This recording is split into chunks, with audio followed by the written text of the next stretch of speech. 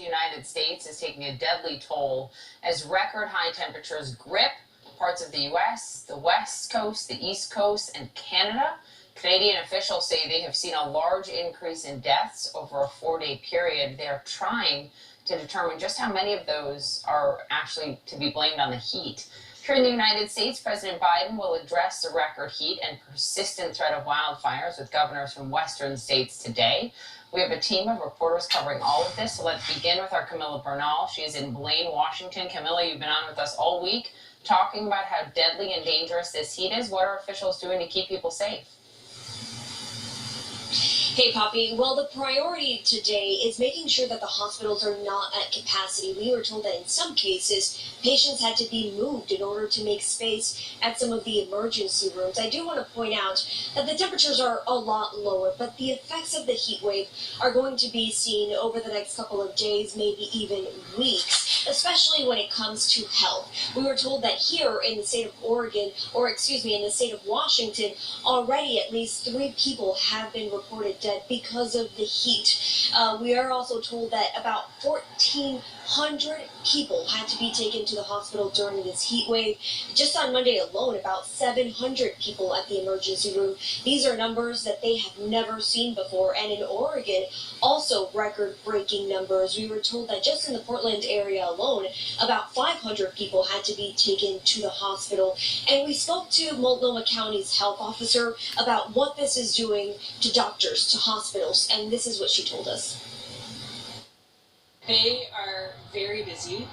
They have been distributing patients and working to make more room in the hospitals to help with some of the log jams, but they are very busy, and there's literally active conversation right now about how else we can create some capacity and take some of the load off our emergency rooms, which are extremely busy and starting really yesterday and through the night. And there are 2 other things that are concerning and dangerous. First, power outages. Thousands were left without power during this heat wave. Many are now being told to conserve energy. And then, of course, the potential for those wildfires. A lot of these governors today will likely be expressing their concerns to the president because these fire seasons are just becoming longer and longer and deadlier, and they need the help desperately. Jim, Poppy?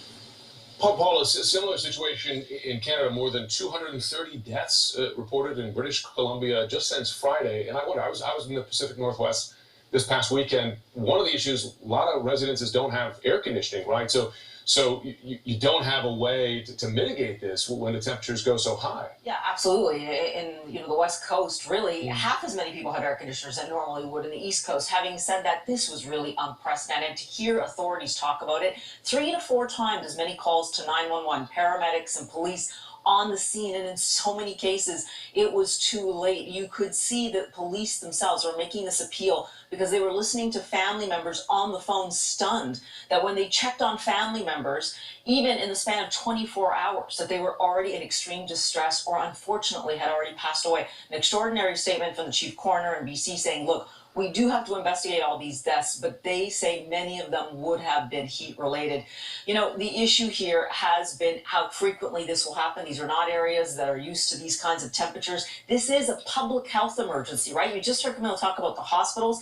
Then we've had these deaths in BC. Linton, BC, again, in British Columbia for the 3rd straight day, recording the hottest temperature in Canada ever, over 120 degrees. That's hotter than the hottest temperature ever recorded in Las Vegas. Environment Canada is not couching this, right? They've put out their climate change report and they're saying this should be a once-in-a-century event. Guess what? It could happen once every 20 years, perhaps once every 5 years. And add to all of this wildfires, right? Right now we have 2 fires burning out of control in BC. They are actually saying that the helicopters have had to stall their engines at certain times because they're just overheating trying to fight that fire. Wow. Paula,